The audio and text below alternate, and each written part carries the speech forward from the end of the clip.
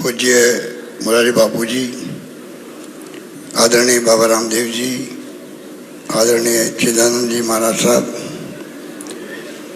Doctor C P Joshi ji, Shri सांदे Dhariwal जी, गुलाब सिंह कटारिया जी, रघु शर्मा जी, लाल सिंह कटारिया जी, हमारे मंत्रिमंडल के तमाम और साथी, उदय लाल आंजना, हमारे साथी सतीश पूनिया जी, राजेंद्र राठौड़ साहब, राजेंद्र यादव जी, लाल सिंह कटारिया जी, और यहाँ की सांसद दिव्या कुमारी जी,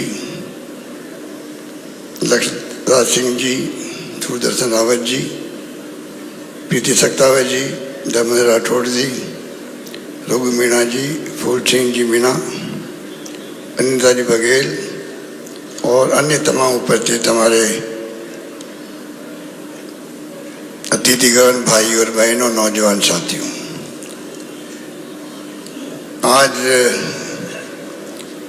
मदन पालीवाल जी ने हम सबको याद किया और इतनी बड़ी तादाद में हम लोग यहाँ इकट्ठे हुए हैं। मुरारी बापू की कथा चलेगी 9 दिन तक। मैं सबसे पहले अपनी ओर से, आप सबकी ओर से और प्रदेशवासियों की ओर से मुरारी बापू का हार्दिक स्वागत करता हूँ।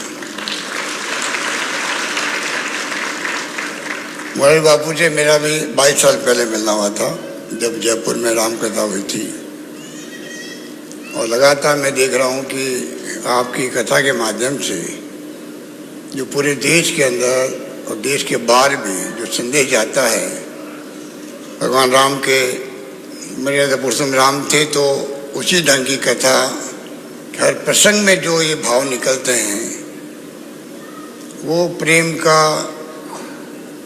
भाईचारे का, सद्भावना का संदेश देता है, जिसकी आज सबसे बड़ी आवश्यकता भी है देश के अंदर। ऐसी कथाएं जगह जगह पर होनी भी चाहिए, हो भी रही है। और मदन पालीवाल जी और बापू जी का जो रिश्ता है, अभी मैं एक प्रसंग में बोल भी रहा था कि एक बार आचार्य विनोबा भावे ने कहा था कि मेरा और गीता माता का रिश्ता जो है वो तर्क से परे है। तो आपका रिश्ता और मदन पालीवाल रिश्ता भी तर्क से परे है। 36 साल से जब आपकी पहली कथा सुनी, तब से वो इतने आपसे प्रभावित हुए, आपके चरणों में नमन किया और अपने आप को समर्पित किया। और 36 साल से जिस प्रकार से वो आपके शिष्य के रूप में जो सेवा कर रहे हैं, मैं समझता हूँ वो भी अनोखी है। जिस रूप में मैंने सुना मानसरोवर तक भी आपकी कथा करा दी। तो इस प्रकार से मदन पालीवाल जी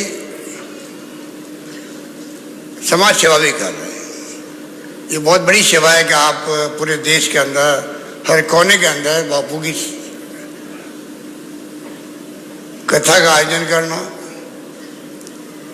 भक्ति भाव पैदा करना लोगों के अंदर, समर्पित होके। मैं समझता हूँ कि डॉक्टर सी पी जोशी ठीक कह रही थी कि जिस प्रकार से वो ये शिव भगवान की मूर्ति विश्वास स्वरूपम का निर्माण आज पूरा हुआ। 10 साल पहले हम लोग सब आए थे यहाँ पर। 10 साल लगे तो पूरी तरह लगन के साथ में, प्रतिबद्धता के साथ में मदन पालीवाल ने इस काम को संपन्न किया। और ये मूर्ति भी अपना आप में पूरे देश के अंदर, मैंने सुना है कि पूरी दुनिया के अंदर भी सबसे बड़ी मूर्ति के रूप में स्थापित हुई है। नाम भी विश्वास स्वरूपम रखा गया है। मैं समझता हूँ कि हम सबको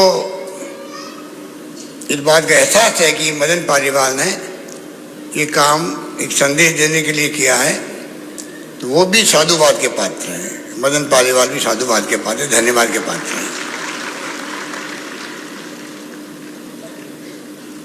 मुरारी बापू, आज तो आपकी कथाएं सुनेंगे, प्रवचन सुनेंगे, तो हम तो राजनीति में काम करने वाले लोग हैं। आपसे मैं बहुत प्रभावित हूँ, इसलिए मुझे अच्छा लगा कि जब कभी मौका लगता है तो मैं पहले भी आया था नाथद्वारा के अंदर, जब कथा कर रही थी भजन पालीवारी में। एक बात मैं आपके रिक्वेस्ट करना चाहूँगा, भजन पालीवारी जिस रूप में अपना औरा बनाया है समाज के अंदर, सेवा कर रहे हैं, और मेरे पास शब्द नहीं है, 3 शब्दों में उनके बारे में कहूँ कि वो किस रूप में समर्पित है आपके लिए। पर ये जो एक धंधा करते हैं, बिजनेस करते हैं गुटखे का, ये अब छुड़वा दीजिए इनसे।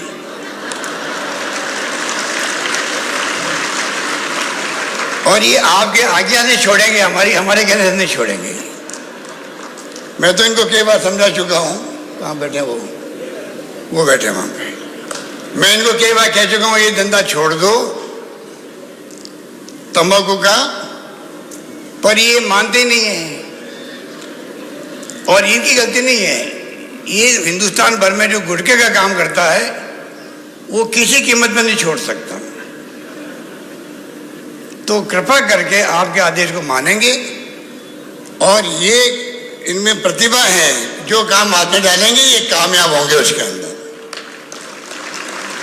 और सरकार भी इनको पूरा सहयोग करेगी।